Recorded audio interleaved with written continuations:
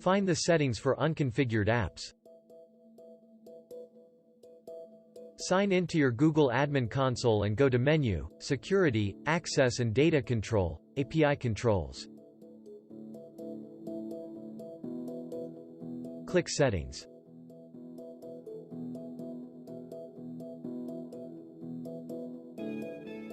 To apply a setting to all users, leave the top organizational unit selected.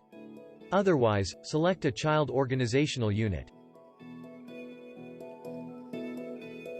Select your settings.